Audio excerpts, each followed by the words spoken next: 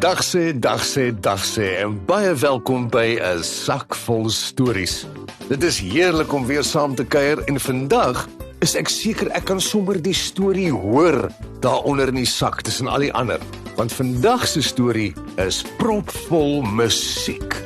Onthou, om nie 'n enkele storie mis te loop nie, kan jy op ons webblad gaan inteken of sommer hier waar jy luister. En onthou, jy kan ook al die stories saam lees. Maar nou gaan ons al die pad Wallis toe. Dis net langs Engeland. En die mense van Wallis hou baie van sing. So terloops, Wallis het 'n enorme rooi draak op hulle landsvlag. Maar vandag se storie gaan nie oor drake nie. O nee, vandag se storie sing 'n heel ander dingetjie. Die goue kitaar.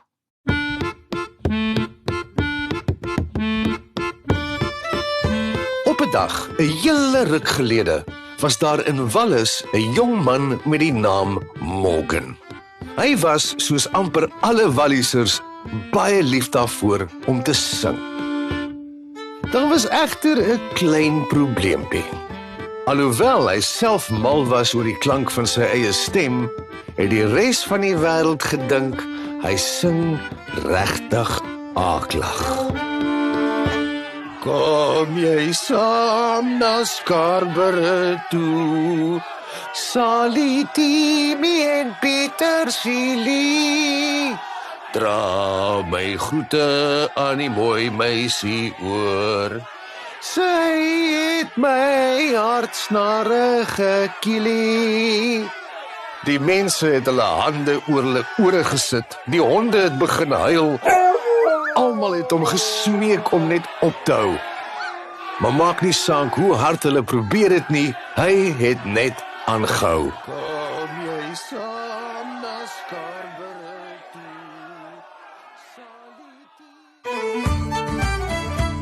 Nou, in Wallis het 'n mens iemand gekry wat hulle 'n baard genoem het. In Afrikaans sou ons sê troubadour of minnesanger, of net bard.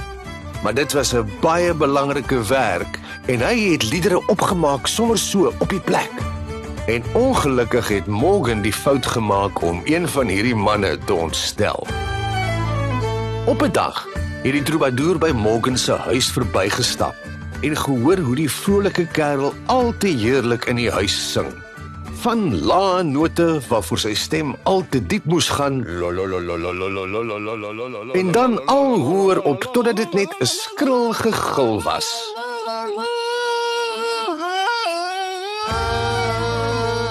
Iemand op straat vra toe die troubadour of hy hou van die musiek wat hy hoor. Musiek? Het die man met 'n skewe grynslag gevra. Is dit wat Morgan probeer doen? Ek dog dit is 'n verdwaalde ou koei met hooikoors of 'n hond met 'n blinddoek oor sy oë wat 'n been probeer soek. Noem hy dit musiek? Wat eintlik gebeur het, is dat ons liewe Morgan 'n bietjie te veel tuisgebroude bier gedrink het.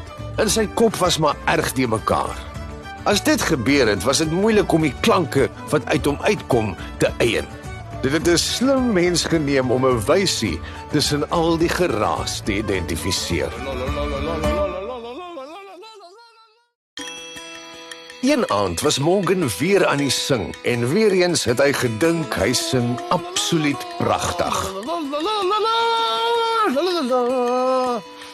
So pragtig dat hy sommer jammer was dat daar niemand was om te hoor hoe mooi hy sing nie. Maar toe is daar 'n klop aan sy deur. Kom binne, het hy geroep. Die deur gaan oop en daar staan 3 vreemdelinge. Hulle het soos reisigers gelyk en toe sê een van hulle: "O gawe en goedhartige vriend, ons is baie moeg en honger. As jy ons net ietsie kan gee om te eet, sal ons jou glad nie verder stuur nie." "Is dit al?" vra Morgan. "Hier is 'n hele brood en 'n groot homp kaas. Help julle self asseblief. Vat wat julle nodig het en maak vol julle sakke." Die 3 reisigers het gaan sit en begin eet. En Morgan, hy het die kans met al 2 hande aangegryp en vir hulle begin sing.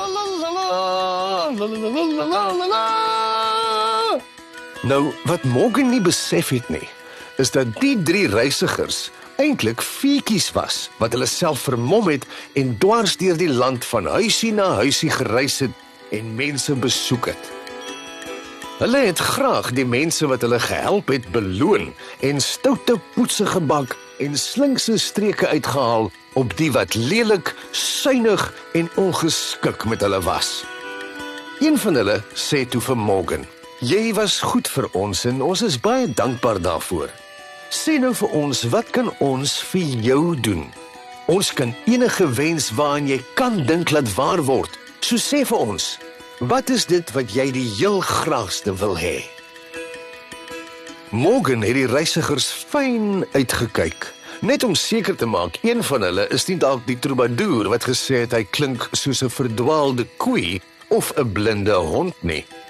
Maar hulle het nie een vir hom bekend gelyk nie. So toe skraap hy sy moed bymekaar en vra: "As julle nie besig is om die gek te skeer met my nie en my regtig wil help, wil ek graag 'n gitaar hê. 'n Gitaar wat, maak nie saak hoe swak of sleg ek speel nie, altyd pragtige en opgewekte musiek sal maak." "Jy hoef nie 'n enkele woord meer te sê nie," sê hulle leier en waai sy hand in 'n dramatiese gebaar. Skielik was daar 'n verblindende lig in die hele vertrek. En toe dit weg is, staan daar 'n goue gitaar in die middel van die vloer. Maar waar was die 3 reisigers? Hulle het in 'n oogwink verdwyn. Morgan kon sy oë nie glo nie en vir die eerste keer het hy besef sy besoekers was feetjies gewees.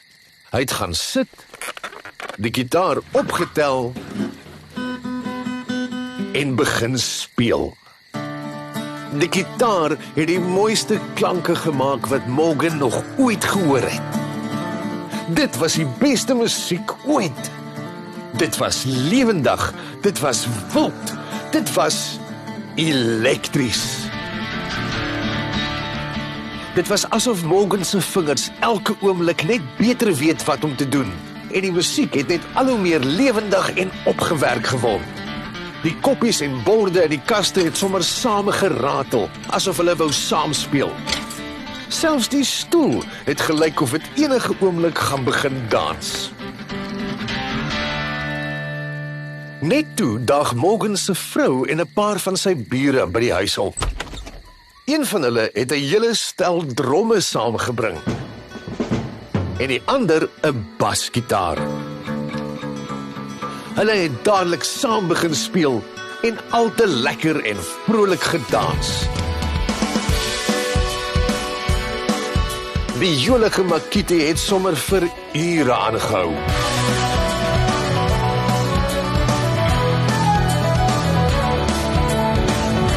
Die nuus het vinnig en ver versprei dat Morgan 'n wonderlike gitaar het. So baie mense het gekom om te luister en saam te dans, dat die gras voor sy huis binne 'n japtrap uitgetrap was.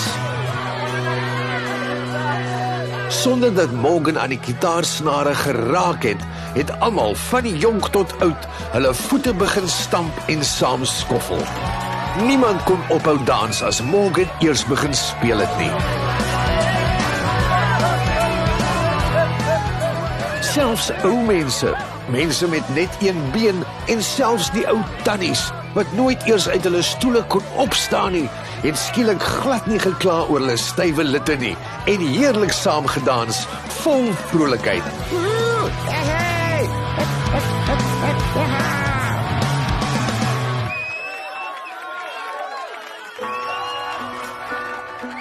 Op 'n dag staan daar weer 'n groot skare voor sy huis en wag vir die dag se opskop om te begin.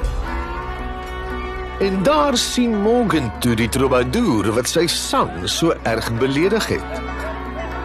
Die man het kom kyk of die gerugte oor die wonderlike gitaar waar is. Dit kan nie wees nie.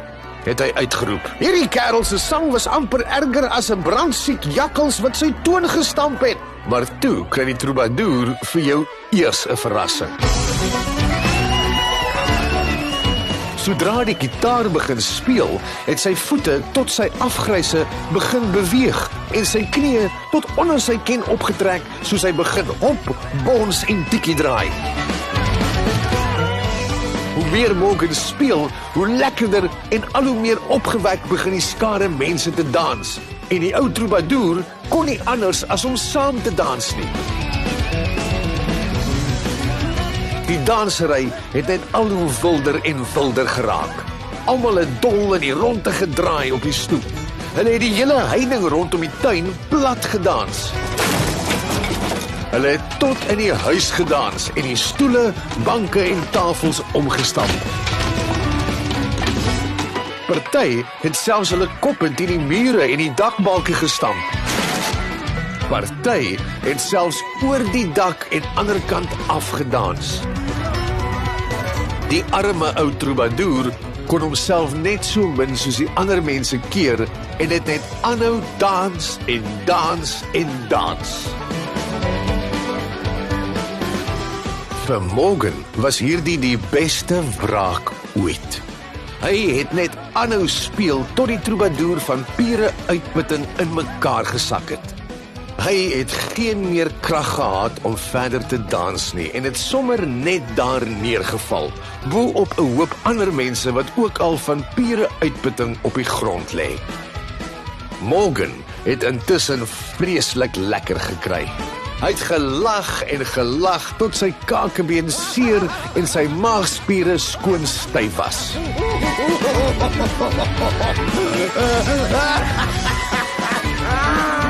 Maar die oomblik toe hy sy hande van die gitaar se snare afhaal om te rus, het die gitaar blitsvinnig verdwyn.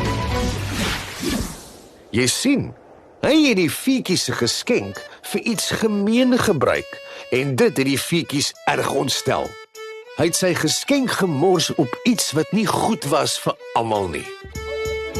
Soos die mense hulle self een vir een van die grond af opgetel en afgestof het, het Morgan al hoe meer skuldig gevoel oor wat hy gedoen het.